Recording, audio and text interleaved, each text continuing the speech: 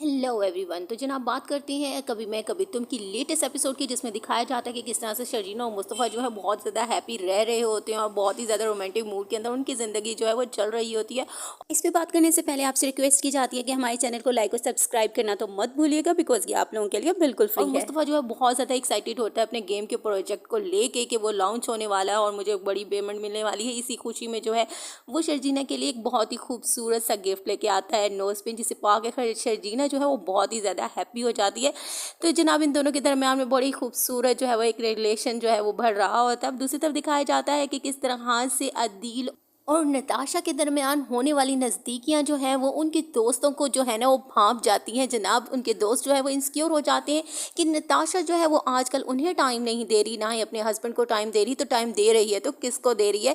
तो इस चीज़ को लेकर काफ़ी ज़्यादा क्यूरियोसिटी जो है वो बढ़ जाती है उन दोस्तों के दरमियान। देन वो उसका दोस्त जो होता है वो रुबाब से भी बात करता है कि नताशा जो है वो आजकल कहीं और है, कहीं और हवाओं में है। तो जनाब रुबाब जो है वो भी ज़्यादा थोड़ी परेशान होती है।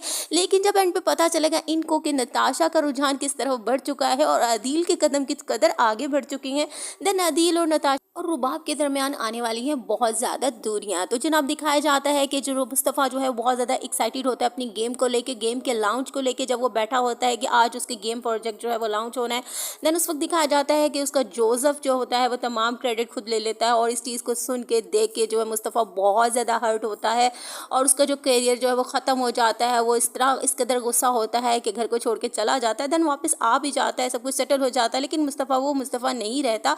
वो इस कदर हर्ट होता है कि उसका इंटरेस्ट जो है वो इस गेमिंग तरफ जो है ना वो बिल्कुल नहीं जाता और वो कोई और अपने घर को चलाने के लिए टेंशन होने लगती है उसको कि किस तरह से हमारा घर चलेगा, मेरी जॉब खत्म हो गई है।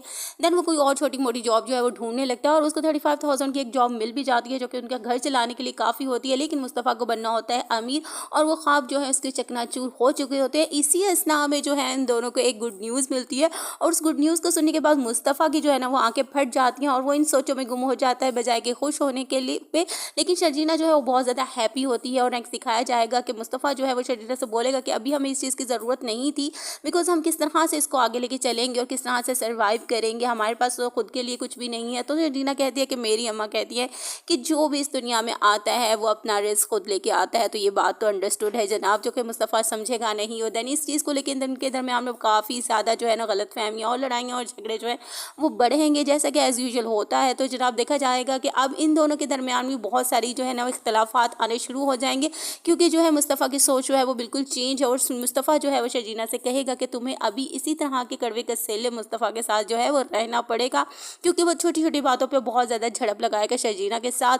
और देन दिखाया जाएगा कि इन दोनों के भी एक लव स्टोरी के अंदर काफ़ी बड़ा ट्राइमेस्टर आ सकता है और दूरियाँ आ सकती हैं। तो जनाब ये तो होना होता है ना कि कभी एक समूथ ही जो है ना वो ड्रामा नहीं चल सकता, उसके दरमियान कुछ तो होना चाहिए। कुछ अप्स एंड डाउन आते हैं जिसकी वजह से जो है ना हमारे व्यूवर्स होते हैं ना वो ड्रामे के साथ जुड़े रहते हैं कि भाई अब क्या होगा। तो जनाब देखते हैं कि अब नेक्स्ट क्या होगा आज के एपिसोड में। जब तक के लिए दीजिए मुझे इजाज़त। और अगर आपको मेरे रिव्यूज़ यानी इमरान स्कोर्स के रिव्यूज़ अच्छे लग रहे हैं तो प्लीज़ लाइक कीजिएगा, कमेंट कीजिएगा और सब्सक्राइब करना तो मत भूलना।